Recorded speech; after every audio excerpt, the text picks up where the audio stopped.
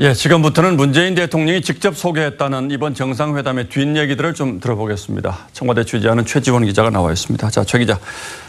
지금 남북 정상 간의 한라인 직통 전화죠. 이게 지금 설치되어 있지 않습니까? 근데 이게 정말로 되는 거냐고 김정은 위원장이 물었다면서요. 네, 그렇습니다. 김정은 위원장은 문 대통령에게 한라인은 정말 언제든 전화를 걸면 받는 거냐고 물었습니다. 많은 사람들도 아마 그럴 거라고 생각을 했을 텐데요. 그렇죠. 예. 그러나 문 대통령은 그런 건 아니고 서로 사전에 실무자끼리 약속을 잡아놓고 전화를 거는 거라고 김정은 위원장에게 설명을 해줬습니다. 예, 정말 궁금했던 모양이군요. 예. 예, 남북 경협이 본격화하면 이제 체육 분야 교류가 활발해질 텐데 보통 축구 이런 거 생각하잖아요. 그런데 뜻밖의 종목을 김정은 위원장이 꼽았다면서요? 네, 남북 스포츠 교류의 상징처럼 되어 있는 게 경평축구, 서울과 평양의 축구 대항전, 축구 종목인데 그런데 김정은은 경평 축구 대회보다는 농구부터 하자 이런 제안을 문 대통령에게 했다고 합니다. 김정은이 집권 이후 처음 만난 외국인이 데니스 로드먼이었다는 사실을 떠올리게 하는 대목입니다. 김정은은 세계 최장신인 리명훈 선수가 있을 때만 해도 북한이 강했는데 리명훈 선수가 은퇴한 뒤에 북한 팀이 약해졌다면서 농구팬 인증을 하기도 했습니다. 예, 그렇군요.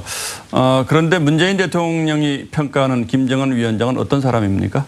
네, 문 대통령이 후일담으로 김정은을 평가했다고 하는데 솔직 담백하고 예의가 바르더라 이렇게 오늘 참모진들에게 평가를 전했습니다. 예. 청와대는 김정은의 부인 리설주가 엘리베이터를 먼저 타려고 하자 김정숙 여사가 먼저 타도록 김정은이 리설주의 손을 잡아 끌었다 이런 일화도 소개를 했습니다.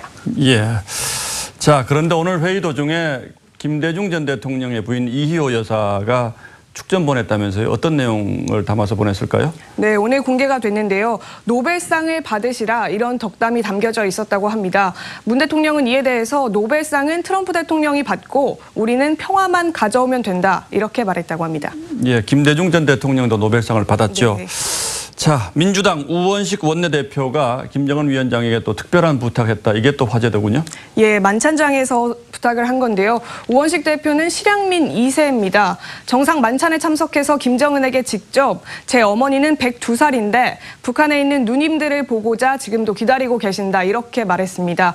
김정은은 그 아픔을 달래기 위해서 최선을 다하겠다면서 함께 문배주 잔을 마셨다고 우 대표가 소개를 했습니다. 예, 이게 정말로 성사되면 특혜받았다 이런 얘기가 또 나올 수도 있겠네요. 그럴 수도 그렇죠? 있을 것 같습니다. 자, 그런데 북한 텔레비전이 이제 만찬 장면을 공개를 했는데 이게 우리가 공개한 거하고는 좀 다르다면서요.